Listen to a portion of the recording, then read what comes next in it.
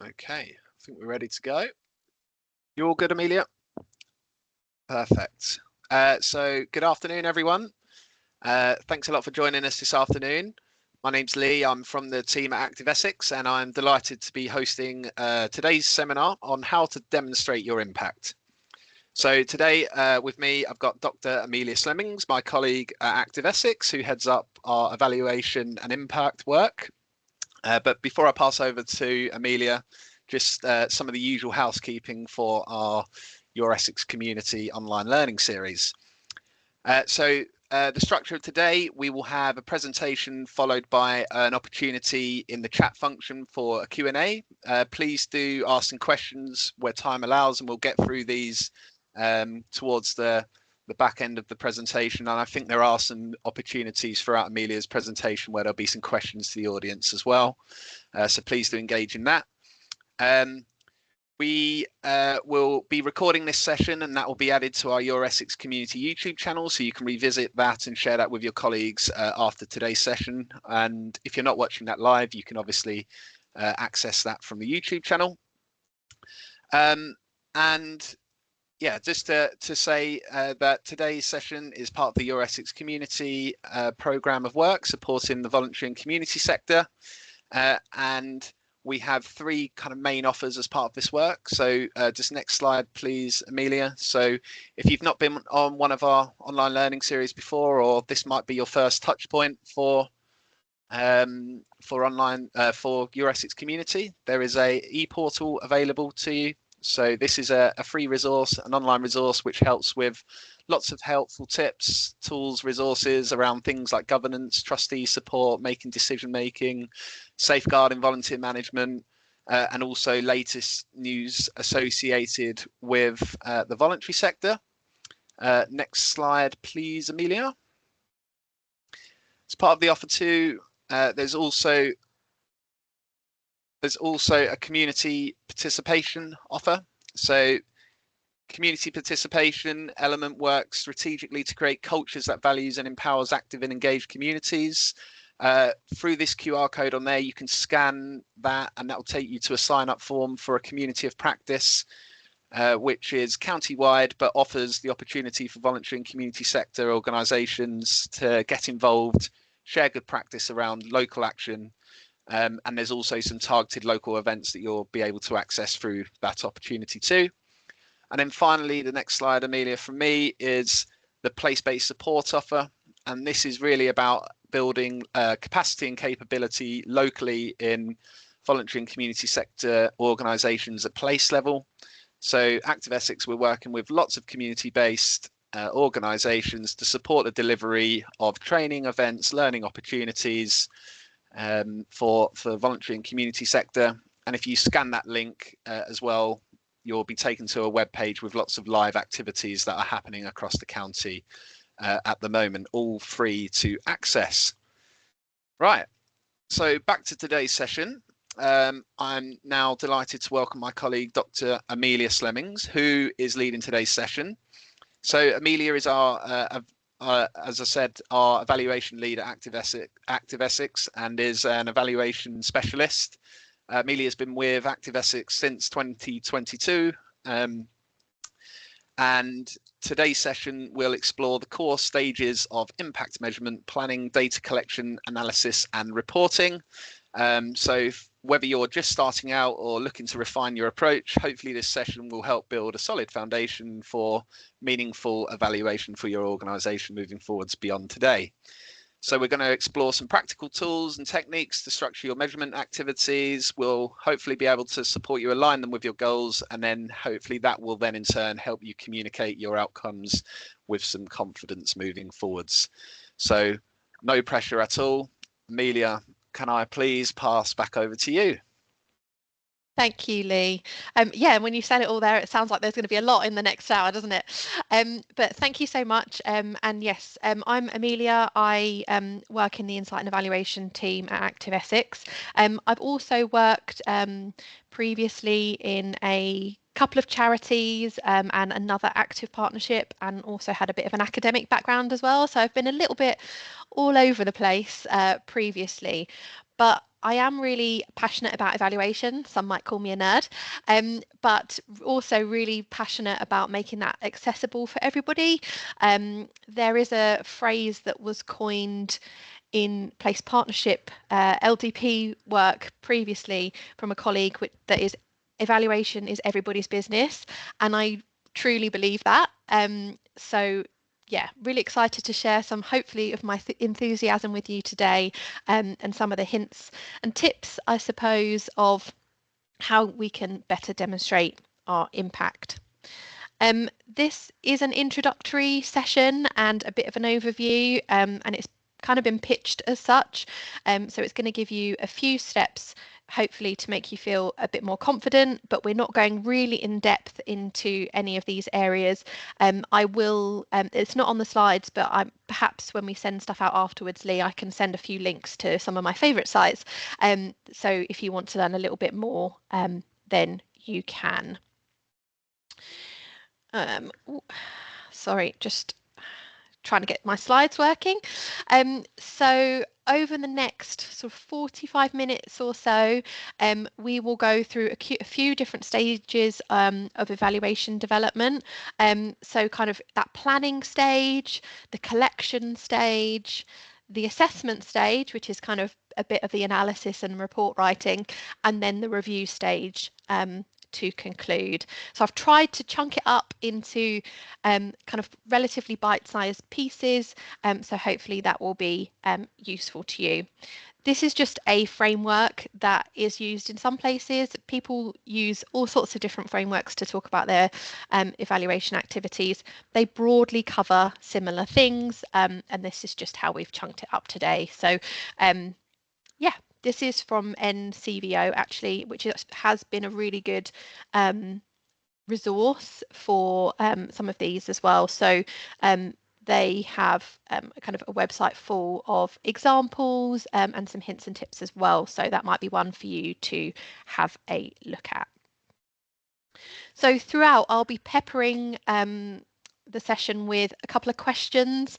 It is just me today on this webinar, so just to make sure that you're kind of keeping engaged and you've not fallen asleep, because I can't see your lovely faces, I'll be popping some questions in the chat. So we're going to start off with one of those just to kick us off.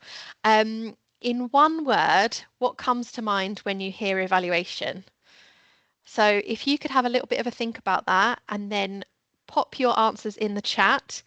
Be honest, absolutely no judgment from me. That might be things like boring or necessary or complicated or time consuming. I guess obviously I'm biased, but some of my words might be things like reflective, motivating, maybe a bit influential. But I will just pass that over to Lee. I don't know, Lee, if you've got any words that come to mind when you hear evaluation, and if you want to share any from the chat. Yeah, of course. So I guess the word that comes to mind for me is daunting. Okay. So absolutely reflect that it's incredibly important, but it is a little daunting about getting that right, I think. Yeah. And that's something we've heard quite a bit, and I hopefully today will make you feel a little bit more comfortable with it. But yeah, completely appreciate that it can feel a little bit daunting, particularly when there's lots of academic information that's been given around evaluation. Sometimes that can feel a little bit scary, and even for myself. When sometimes different reports and things come out, you think, oh my goodness, I don't know what they're talking about there. So yeah, definitely agree with you. So anything else in the chat? Yeah, you've had lots of bites there. So concern at getting the right information down, or time taken to achieve something that truly measures impact. We've got useful for future learning, and that's come up a couple of times around kind of impact and evidence, and then we've also got things like complicated and reports and progress, and complex as well. So a real big mixture here. Process, another one. Helping achieve future funding, obviously key for our audience today as well. Value for money as well, and proving that too. Fantastic. Great. So there's a real mix in the room of some of those comments. I wanted to pick out maybe a couple of those. Just time consuming. That is another one that we get quite a lot. And I will go through, as I've said, kind of those different elements today. I think one thing to keep in mind is always about keeping it proportionate. So if you've kind of got quite a big project, you might want to spend more time on the evaluation. But if you've got quite a small project that's, you might not want to, and actually that's absolutely fine. You kind of dial up, dial down some of those elements where appropriate as well. Oh goodness, time's ticking on. I probably should get on with it. So let's start off. Planning. Any good evaluation needs to start with a plan. It might seem obvious, but with all projects, we need to get this right early on. There is a temptation, I think, to start a project and go, okay, we'll think about the evaluation later, particularly if it's a relatively longer term project or a service. But I will kind of, as one takeaway, maybe implore you to have a think about your evaluation right at the start, because there are some things that you can collect which can be really light touch that if you miss the opportunity early on, you can't get it back. As I've just mentioned, it can be light touch or in depth depending on kind of what is required. You can do some quite light touch planning where you start thinking about some of your outcomes, or you can do kind of more of the logic model theory of change planning that we're going to talk about in a bit. It's really important to start considering what areas of work, what the area of work is trying to achieve, how and why, because that will help to inform some of the tools that you might want to use to do some of this planning. Hopefully some of you will have seen some of these tools in the past. So I've put down here some tools to consider. Things like logic model, theory of change, planning triangle, outcomes-based accountability. These might all be words that you've heard before. We do have a tendency in the evaluation field sometimes to use a lot of words and complicated words to explain what we're talking about. But logic model and theory of change are relatively similar, to be honest. They are a way of expressing kind of what you're trying to achieve. Similarly with the planning triangle as well, it's kind of a different shape to the logic model and the theory of change, but it's doing a relatively similar thing. Outcomes-based accountability as well, that's something that we used last year at Active Essex as a whole organisation to look at our organisational outcomes. So that's quite a useful method when you're looking at quite big complex projects or areas of work. So I've actually used all of these in the past, and yeah, some people like some people don't like others. So it's kind of a little bit of seeing what you like. We're going to go through logic model in a minute. That's probably the most common one that I've seen being used. So we'll go through that and kind of have a look at the different elements and kind of hopefully try and demystify that a little bit. Another key element in your plan is to think about the questions your evaluation wants to answer. If you can think of 1, 2, maybe 3 questions that are key to your evaluation, that will really, really help to keep you on track, because there is a bit of a tendency when you're looking at a project to go, oh, we could measure this, we could measure that, we could look at this, we could look at that.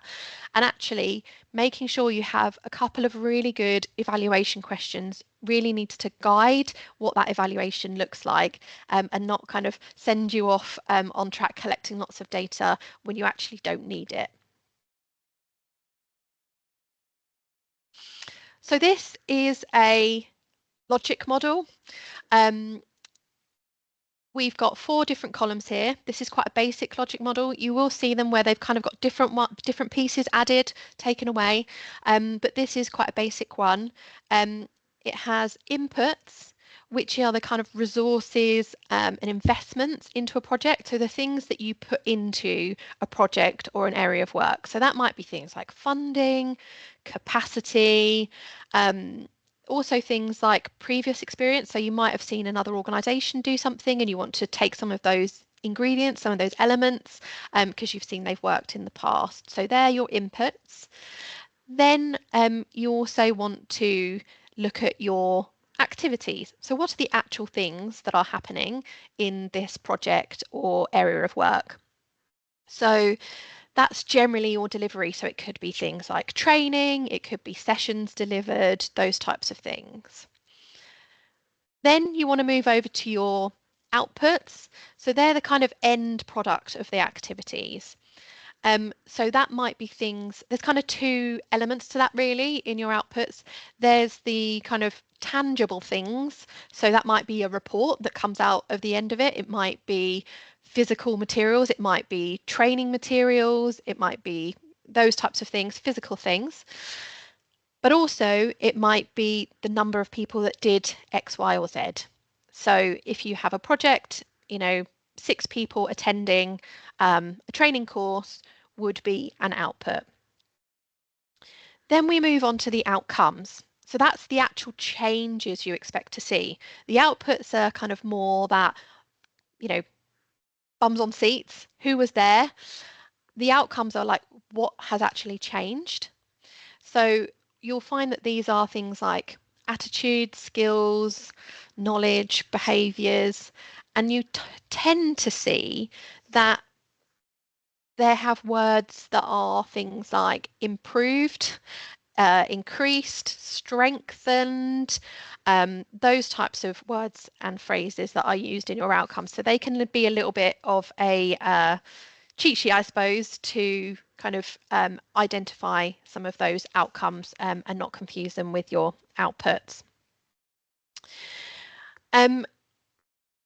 When you're looking at this, I've kind of got if and then at the top. So the ifs are the inputs and the activity. So if you add these things, if you add these ingredients, then the outputs and the outcomes will come. So that's just a way of representing this on one page. I also sometimes like to add in a context box at the beginning in front of that inputs piece, mostly because I find it helpful when I'm looking to write a report or an infographic at the end of it, to be able to talk about the context in which this project or area of work began. Why did we do it? What was going on? Also, some people like to split out your outcomes. So you might want to look at short or long-term outcomes, short, medium, long. That's also quite a common thing. And also some people put an impacts column at the end, which is kind of your one big impact that you want to happen as a result of a project or an area of work. So what I would say with that is it can be as small or as big as you want it to be. Have it to be informed by your evaluation questions and to populate it in this format. One thing I didn't say with the evaluation questions, just to give you a little bit of an idea of what they might want to look like, they can be outcome driven, so the outcomes that we've spoken about here, where you might have something like this piece of work, has this piece of work strengthened relationships across the sector, for example. Or it could be more process side. So you might be really interested in how something works rather than the impact, or it might be a mix of both. So for a process, it might be more along the lines of what specific features of the activity or project made a difference to participants' experiences. So you might be more interested in kind of what's actually happening under the bonnet of the project rather than some of those outcomes as well. So I'm going to do a bit of an example, and this is the first time I've done this example, so you may think, goodness, what is she talking about?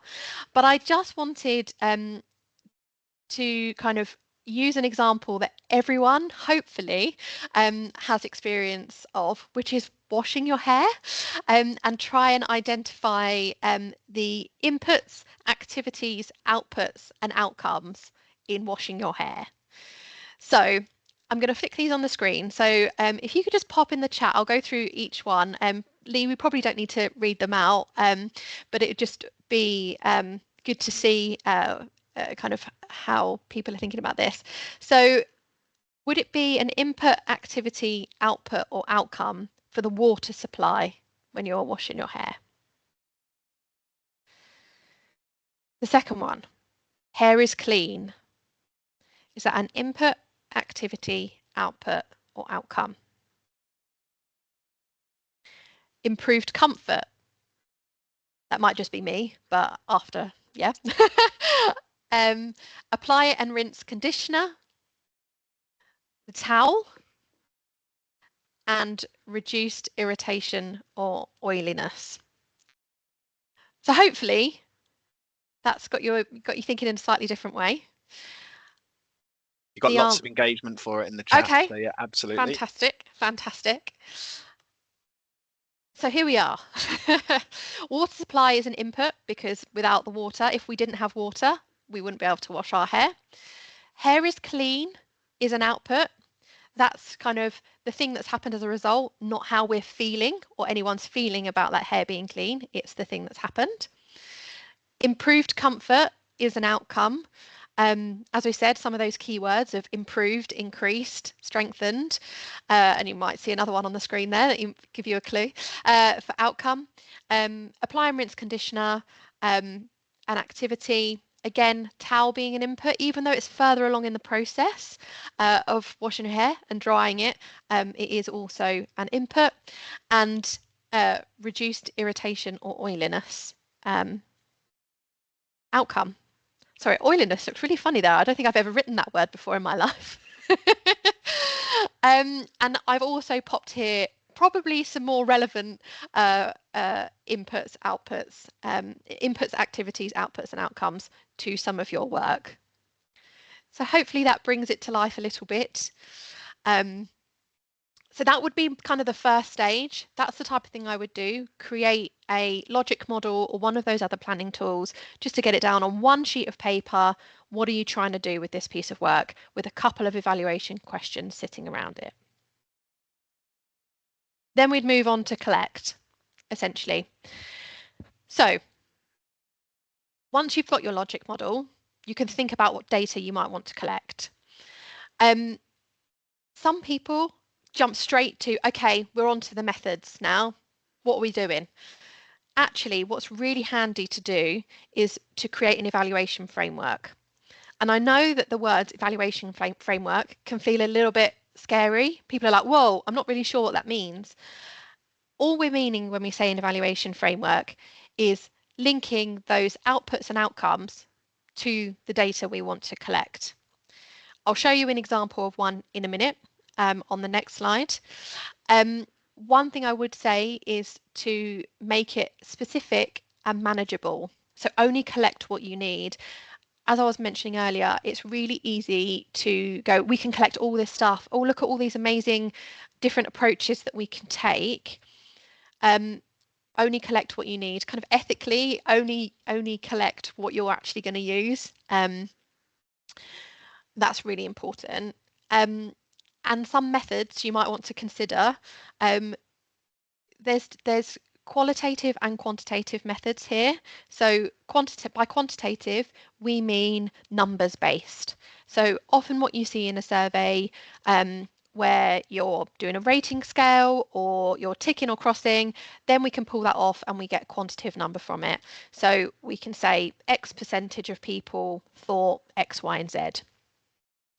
If we're looking at qualitative, that kind of gives a little bit more information. So it could still be in a survey, but that would be your free text boxes.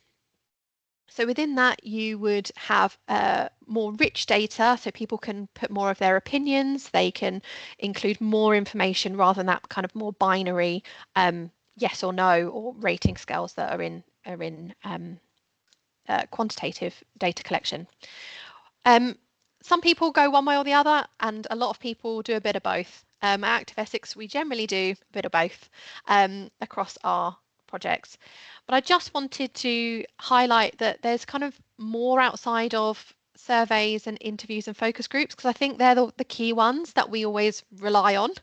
But actually, there's quite a lot of other methods out there, and a lot of creative methods that can be really useful and beneficial, and sometimes a little bit less dry as well. So ripple effect mapping is the first one on here, and I've got a slide in a second that will go into a little bit more detail about ripple effect mapping. But that's something that people have been really interested in, where essentially you get a lot of people in a room and you go post-it mad, and you work together to look at the activities and the impacts that have come as a result, with lots of flip chart and post-it notes. You can also do things like observations. So thinking about your world, Lee, in terms of physical literacy, you know, young people, you might want to do observations of activity sessions, etc. That might be a really useful type of evaluation that you could use. Card sorting. You may or may not have heard of that, which is where you can put different outcomes on different cards and people can put them in different piles. It's kind of bringing a survey to life almost, because you've kind of got different cards that you can move them around, swap them with people. And then things like World Cafe, which is a facilitation style, but also can be used for evaluation, which is where you have kind of lots of people in a room and people kind of carousel around different topics, and then you can kind of cross-pollinate ideas and add to them as you go around. So there's some different methods, but there's absolutely loads out there. So be creative and have a look. When we were evaluating with young people last year, we also did some games for evaluation. So we had kind of different areas where people could run to determine how they felt about different topics. So that's also quite good. And then, you know, as the facilitator, you're kind of counting how many young people move to those different spots at different times. And also things like drawings. You can ask people to draw how they feel before and after, things like that. So there is a lot of opportunity to use different techniques. What I would say, the flip side, is just make sure you know how to analyze them, because they all sound really exciting, but actually think about how are you going to use that data and what is it meaningfully going to tell you for your audience. So this is an evaluation framework. As I've mentioned, we put the outcomes and the outputs, so that those two columns that you've taken from your logic model or theory of change, you can drop them straight into your evaluation framework, and then you can have a think about what type of different approaches you might want to use. For the first one here, I've put increase in well-being. So you might want to do that through a survey. There's plenty of other ways, but you might want to do it through a survey. You might want to think about the question that you ask around well-being. So I've put on here ONS4, which is the Office of National Statistics 4 questions. So they are tools that are out there in the world that are used on a regular basis. There's big national data sets against them.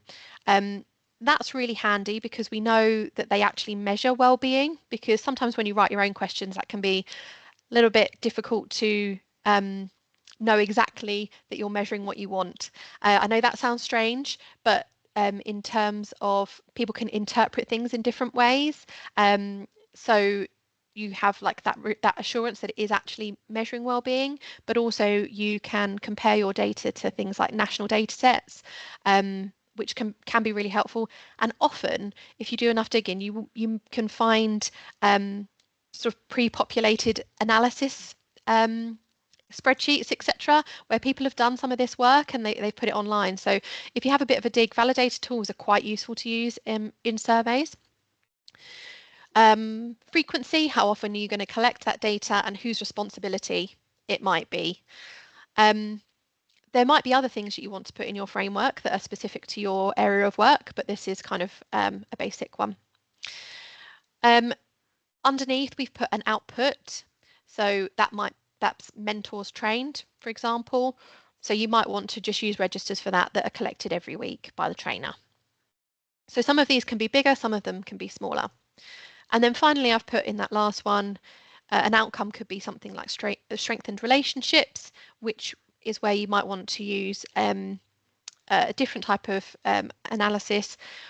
I've put here ripple effect mapping because that can be quite useful to look at relationships as well.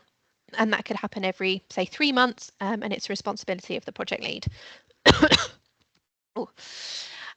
So that's a quite basic evaluation framework, but hopefully it gives you a basis that you could use that from. I am going to quickly spotlight ripple effect mapping, as I mentioned before, and that is mostly because we found that people quite like it. I won't ask Lee whether he likes it or not, but we've done it with we've done it with our team quite a bit, and some different organisations that we work with, and it's generally quite well received. It's quite easy to learn, and it's really participatory. So you can get different people with different aspects of understanding of the project or area of work. So we have previously had kind of deliverers, we've had participants in some places, and commissioners all around the same table, because they're kind of looking at different parts of that beach ball, and can give different information. And the idea is you pop down the different activities that are happening and then the ripples that come off that. So, for example, there might be something as small as an activity being you attended a conference and had a conversation with someone you hadn't spoken to before. But then that could develop. You could have a couple of conversations, get a strengthened relationship, and decide to do a collaborative piece of work together. So what ripple effect mapping will do is kind of shows where that comes from, and shows the ripples and the different elements that are attached over time.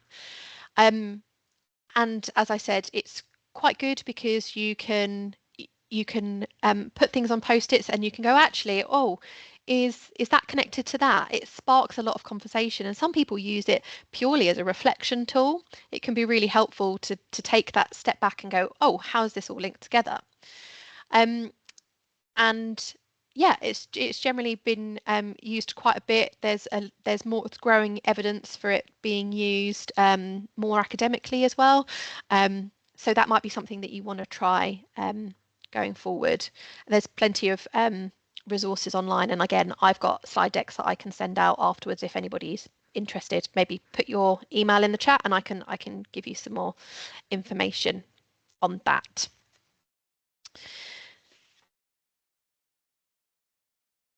Okay, so we are on to assess. So you've got your logic model with your outcomes. You've got a framework of what you want to collect, your method, how frequently you want to collect it. Then you go out and collect it. So using that framework, you go and collect that data. As with all data collection, I will always just be the boring one that jumps up and says, you've got to think about your ethics. Make sure you have things like informed consent, that people know what they're filling in, that you're storing it in the right way, that it's compliant with GDPR regulations, that you're treating it confidentially and anonymously, particularly when you're writing things up into reports, and that you give people the right to withdraw at any time. So even after you might have had an interview with them, they can just ring you up and say, actually, I don't want that to be in there, and they don't have to give you a reason. So just kind of those ethics things, I would be remiss if I didn't bring them up just now. So you've done all that, you've got all your data. You need to look at how you analyze it. So when we go on to assess, it is the analysis and also a bit of reporting. So this is a slightly bigger section. You need to know how to analyze it. You need to make sure you know that before you collect it. We've definitely fallen into difficulty before when you've got a load of stuff and you go, hang on, what are we doing with this now? Make sure that you have got the right tools, whether that be digital tools or skills and expertise to be able to do that data analysis. It's difficult for me to be too specific because we've spoken about quite a lot of different methods, and some of them will have very different ways of analysing them. But for things like surveys, you might use something like Microsoft Forms, or you might use other data collection tools, SurveyMonkey, Smartsheets. There's lots and lots of different ones out there. Some of them do pre-populate for you, so they kind of give you some nice graphs, etc. But I think the thing I would always say is you've still got to do the data cleaning. Data cleaning, I feel like, are words that are bounded around quite a lot, and there are questions that I get of kind of, what do you actually mean by data cleaning? So I'll just go briefly into that now. When you've got a data set that's kind of exported to Excel, it's really important that you have a look at it and then you don't just start doing your analysis straight away, because you may find that you've got a load of people that clicked on the first question and then didn't complete any more. So you might say, oh, 500 people filled this in, but actually 200 of them didn't get past question 1. There might be corrupted data, there might be incomplete data, there might be accuracy issues. Some survey questions do kind of flip questions to check that people are actually filling them in properly, and that's some of the more validated tools do that, so they give you ways to check it, and as I said, other validated tools will tell you how to check it as well. So just making sure that your data is kind of in a good place before you start analysing it. An analysis is about kind of looking at patterns and not just presenting the numbers. So that piece where I was talking earlier about that context piece is really important, but also just making sure you're always relating that back to, you know, if you've got 50 people did something, is that good or bad? Or 80%, is that good or bad? Just making sure that you're really, really clear on that. And be clear what the data is not telling you. Generally, we'll be looking at a sample of people. So we do have to say, from this sample, this is what it's telling us, rather than kind of this mentoring program definitely is suggesting this for everybody. Actually, you need to be very clear about what the data is not telling you. And then just being transparent. No evaluation goes exactly how you want it to go. There will be assumptions, there will be things that didn't work. You might have wanted to get 500 responses and you actually got 10. You just need to kind of put all that information clearly and transparently into your report or deck or whatever, however you are reporting. I think as a funder, you'd rather know that information. So definitely kind of that being transparent. And some questions that you might want to consider: for whom did change happen most? Why might it be happening? How can different sources of data tell the story together? So if you have got a survey and you've got interviews, are they telling the same story or are they telling slightly different stories? And what might that mean? So moving more onto that report side of things. So just being really clear about kind of what way you want to report. So that might be a 70-page report. I have to say, I love a long report. I love the detail. That is me. Before bed, I'm going to read it. But as I said earlier, I'm a nerd. So most people don't want to read a 70-page report.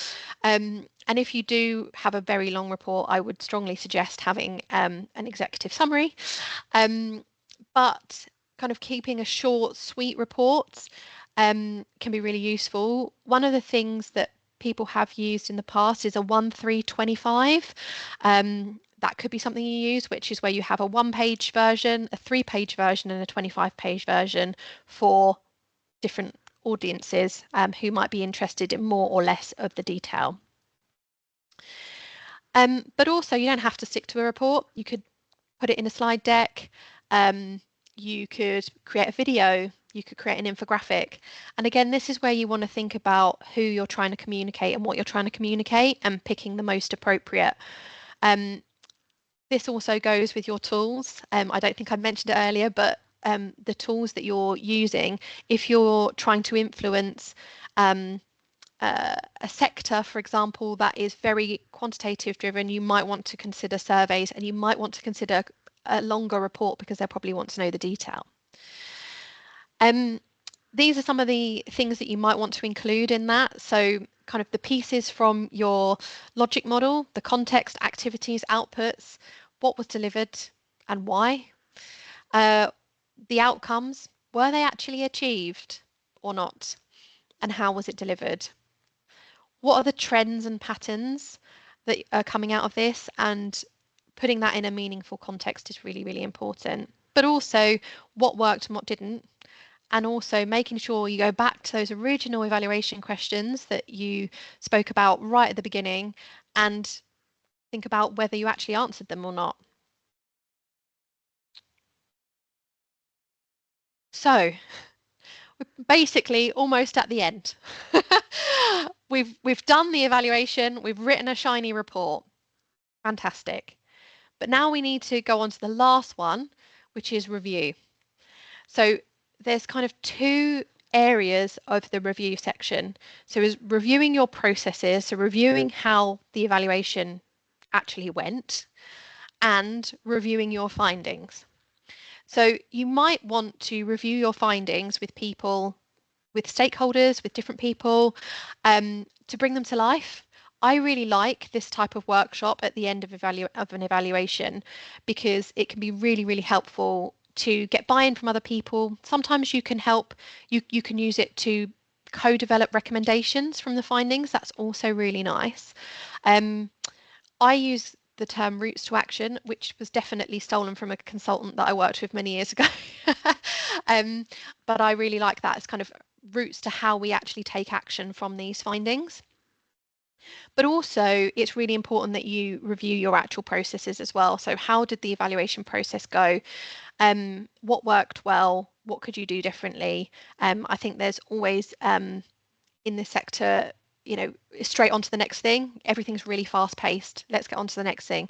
But actually being able to take that time to do those pieces will really help your evaluation. I've also put here some questions, not even questions, just something to consider. Although I'm not sure why I've done this. I've put it in a line, those four elements. They're actually a cycle. This is a cyclical process. So for an ongoing service, for example, you go through that review process and then something might change, time might pass, and you might want to do another evaluative process. So you kind of go again. But the idea is that you keep going round in that process. So I will actually change my slides so that it does look like a cycle because I think that's better and more helpful. I suppose this whole cycle reflection, hopefully it will be, you know, now we've looked at each of those, be really good for you to have a bit of a think about which stage you think is strongest in your organisation. And actually, if you could pop that in the chat, that would be fantastic. I would say personally that review is the one that often gets left off. I would say as well, within Active Essex, I think again, it's very fast paced and we think, right, okay, we've done that, let's go on to the next thing. But actually, it's really, really important. So I think that's probably the one we're probably slightly weaker. And also, I would say sometimes plan. Sometimes things get started off really quickly and we're kind of going, oh, how will we evaluate that? And we haven't gone through that planning process in the way that we would want to. So probably we're stronger on the collect and assess with a bit of planning, but I'd say probably a little bit weaker on review. So I don't know, Lee, if that's reflective of other comments in the chat or other people think that there's different areas. Yeah, you've had a couple come in for collect and assess. Yeah, another one in there now for collect and assess too. We've had someone who said that they're really lucky that they've got an evaluation framework that's been built for them, and that really helps their focus strengths in terms of review. Someone said plan and collect actually, so like hit the ground running and then maybe runs out of steam possibly.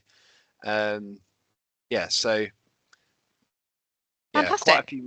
quite a few missing the beginning plan. So maybe your first tip was one of your top tips for lots of organisations on the call today. Yes.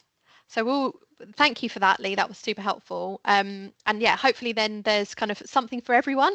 But I suppose some of the key takeaways from me would be Planning tools can be helpful to identify your outcomes. I'm not precious about which one. Have a look and see what fits you. But even if you come up with one or two evaluation questions and one or two outcomes, that's really, really important phase of your evaluation. For collect data to test your outcomes, and you can be creative. So always tying your methods back to those outcomes and what you want to achieve.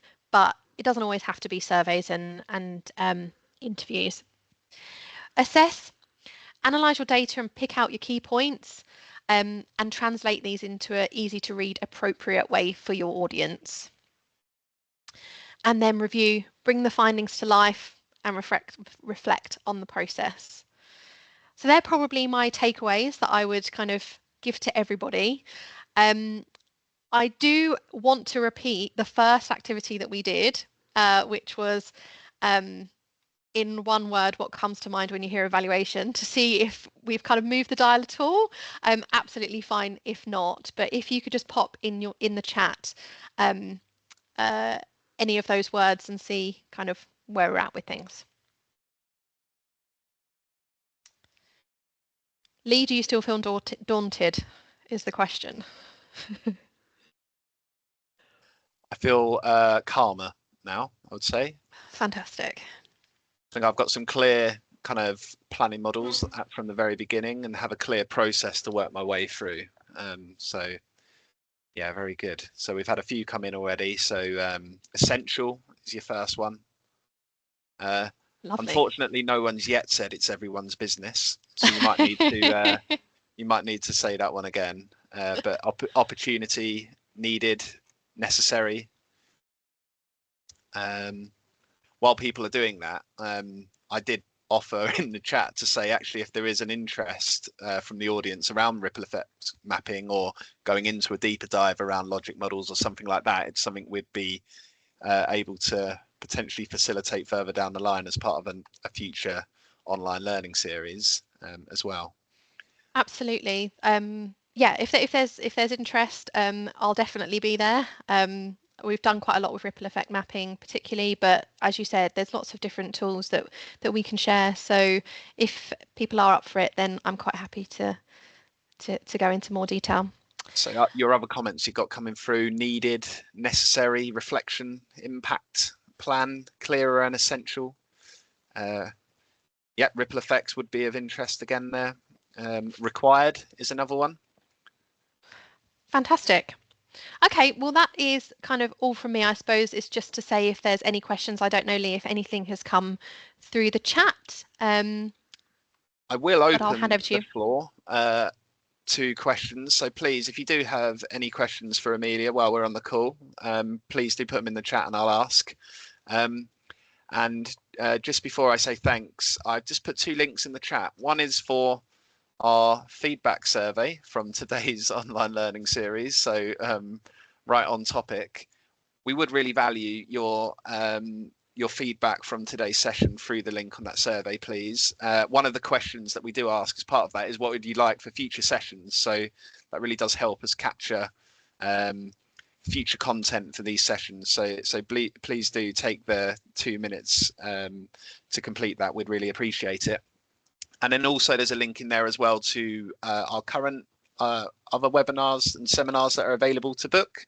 So we've got two still available coming up. One is around lived experience leadership on the 15th of April, and one is around legal compliances, which is on the 22nd of April at 12 o'clock too. More in the pipeline, like asset-based community development and potentially ripple effects mapping as well, possibly after today as well. So we'll get them booked in as soon as we possibly can. But I think that leaves me to say a massive thank you, Amelia. A fantastic job. And as I said, for me as well, a very clear structure to work my way through. It is absolutely becoming everyone's business in Active Essex, and I am trying to fly the flag as much as I can alongside you, Amelia, for that, for sure. And just to say, actually, kind of some of them techniques that you shared as well, we've been kind of as a team a part of that, and certainly the ones that are more participatory and it's more a reflection of observations and our work and how that then feeds into the wider work has been really like a useful tool, I guess, to get other people on board in the team, hasn't it? Definitely, definitely. Yeah, I mean, any chance to get your post-it notes out, I think people like a bit of stationery. But yes, it has gone down really well. So yeah, I think the participatory methods are kind of the way to go. There's also been a couple of things in the chat about social return on investment, which obviously for the voluntary community sector is key, but it's obviously much harder to, I guess, articulate that or advocate for it. So a couple of people have put in about the Welby model and things like that. Do you think are you seeing with funders and just, yeah, is that being more valued, do you think, in terms of like an evaluation tool? Yeah, I would say so. You can feel the push towards that. Definitely, I've been feeling that, and something that at Active Essex we have dipped our toe into in the past, but we are thinking about how we do that more effectively and more consistently. I know kind of you've mentioned there about the Welby, which actually kind of links to the ONS4 that I spoke about earlier. So that question is where the Welby is kind of taken from. But yes, I don't have the answer at this point because it's something that we are also kind of grappling with and trying to do more effectively. So yes, I can definitely feel that there is kind of that move towards demonstrating the economic impact of what we're doing. Thank you. Right, I don't think you've had any more questions in the chat. So you've had lots of praise and thank yous though. So super job, mission accomplished, hopefully from today. Thank you very much, Amelia. And of course, thank you very much for everyone who's spent an hour along with us this afternoon. We really appreciate your time and hopefully see you all in a future Your Essex Community Online Learning Series soon. Thank you, everyone. Thanks a lot. Bye.